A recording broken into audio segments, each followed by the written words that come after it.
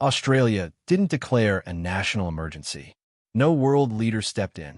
And yet, one of the boldest military maneuvers of the decade just happened, right under everyone's nose.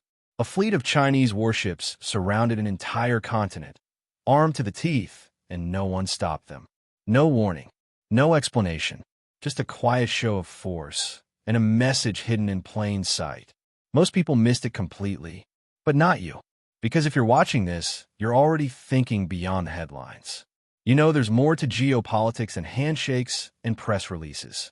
This incident wasn't just a military exercise. It was a test of Australia's defenses, a signal to the U.S., and a glimpse into the playbook of global dominance. And the truth? It's far more calculated and far more dangerous than anyone's admitting. Stay sharp, because what you're about to uncover will change the way you see power forever. You know what's wild? One morning, without a single whisper of warning, a Chinese naval flotilla, yes, warships, was spotted circling Australia like a shark sizing up its prey. The CNS Jinyi, CNS Hingyang, and CNS Weishenhu just showed up, and not a soul in Australia saw it coming. No courtesy call, no heads up, just steel cutting through the Pacific, brushing the edges of a nation caught completely off guard. When we talk about geopolitics, this isn't chess. It's high-stakes poker with destroyers as the chips. And Australia? It suddenly found itself sitting at the table, bluff called. Picture this. You're living your everyday life while foreign naval power completes a full loop around your country without so much as a knock on the door. That's not just bold. It's psychological warfare dressed up as routine operations.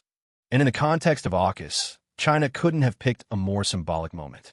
Strategic timing, precise execution. Moves like this aren't random. They're carefully calculated messages. If stories like this fascinate you and you want to stay ahead of global events most people miss, hit that subscribe button. These are the kind of insights only a few ever get to hear. So here's where things get even more surreal. Just days after the silent parade around Australia, a Virgin Australia pilot casually picked up something on the radio. Chinese naval crews coordinating live-fire drills. You heard that right. Live-fire exercises announced over open channels just 300 nautical miles off the coast. We're not talking about some isolated patch of ocean either. This was right near civilian airspace. Next thing you know, 46 flights had to be rerouted and a national alert was issued. That's not just military muscle. That's a display of precision, timing wrapped in audacity. Now imagine the layers of that move. Warships from China, operating so close to Australia's borders, firing real weapons within range of commercial airlines. That's not training, that's theater. A calculated demonstration of naval power meant to stir unease, to challenge norms, and to test reactions in real time. And while Australia scrambled to adjust flight paths, one has to wonder, was that the real goal all along? When warships become geopolitical messengers, every cannon blast is a carefully chosen word. And what they said next, without even speaking, echoed even louder. Here's the clever part. The Chinese warships didn't violate a single international law. They navigated smoothly through Australia's exclusive economic zone, or EEZ, which technically allows foreign vessels to pass without permission, as long as they don't threaten sovereignty. But legality doesn't always mean legitimacy, right? It's like someone walking through your front yard because the sidewalk allows it. You can't stop them, but you definitely don't feel safe watching them linger. The warships knew exactly where the legal boundaries were and danced on the edge of them like seasoned performers. What really raised eyebrows wasn't the route. It was the silence.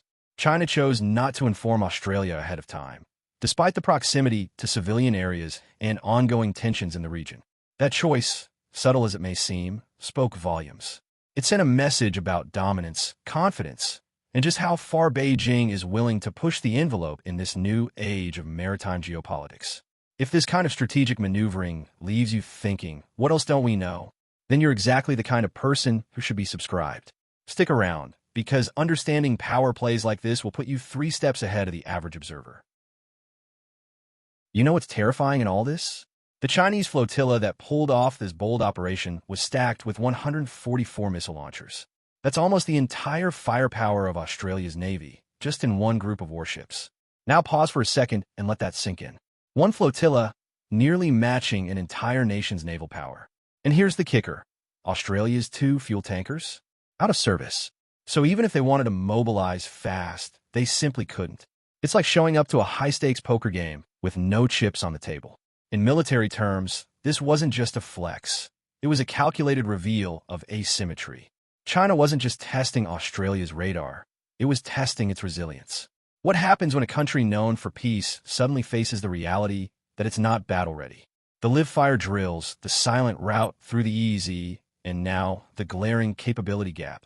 These weren't isolated events. They were chapters of the same story.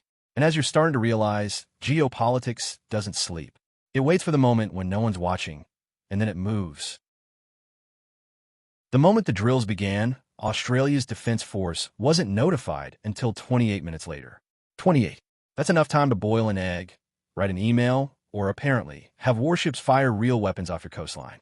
The public outrage came fast and loud.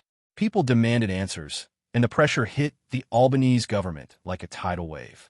How did a nation tracking the flotilla still end up reacting after the fact? That delay wasn't just procedural, it was symbolic. And politically, it was a firestorm. Criticism from all directions questioned Australia's response time, its intelligence systems, and even its dependency on allies for early warnings. In a time when warships can approach undetected and live-fire drills happen near civilian airspace, response time is everything. This wasn't just about national pride. It was about national preparedness. And maybe, just maybe, it revealed more than any press conference ever could. The question isn't whether it'll happen again. It's what will be different when it does. Officially, China labeled the whole thing as a routine operation. But let's be honest, there's nothing routine about a flotilla moving stealthily around Australia, launching live-fire drills, and nearly matching an entire Navy's missile capacity. Analysts didn't buy the just passing-by story. They saw it for what it was, a test, a probe, a calculated move to see how far they could go and how fast Australia, and maybe even the US, would respond. That's classic geopolitical signaling wrapped in steel. Some experts argue it was also a subtle message to Washington. With Trump re-entering the political spotlight, the balance of global power feels more unpredictable than ever. And China? It knows timing is everything. These drills may have looked like a regional flex, but in truth, they were part of a global conversation about dominance, influence, and deterrence. When warships become the language of diplomacy, you better know how to read between the waves. Now, here's where things get really tangled. Australia is part of AUKUS, a pact with the US and the UK designed to boost regional security and technological edge. Sounds solid, right? But what happens when your main ally, the US, starts to show signs of pulling back under Trump's potential return? Strategic partnerships are only as strong as their consistency. And lately, that consistency feels shaky, especially when naval power like China's is literally at your doorstep. This has left many Australians questioning, can we count on AUKUS in the long run? Or should we be building independent strength instead of banking on promises that may shift with the next election cycle? These aren't just hypotheticals. They're urgent questions shaped by live-fire drills, naval silence, and missile-loaded warships. Because when geopolitics turns volatile, waiting for backup isn't a strategy, it's a risk. Prime Minister Albanese now finds himself walking a razor-thin line. On one hand, Australia relies on China for trade. On the other, it depends on the US for defense. Navigating that duality is like steering between two superpowers who aren't exactly on speaking terms. But the flotilla incident, it might have tipped the scales. Playing neutral in a tug-of-war doesn't work when one side starts pulling harder.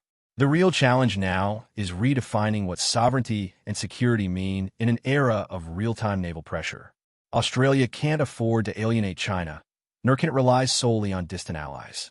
It needs a new kind of diplomacy, one rooted in resilience and strategy. If you're still here, absorbing all this, congratulations, you're already ahead of the crowd. And if you haven't yet, now's the moment to subscribe and turn curiosity into real understanding. Because this isn't just global news, it's a front-row seat to how power really works.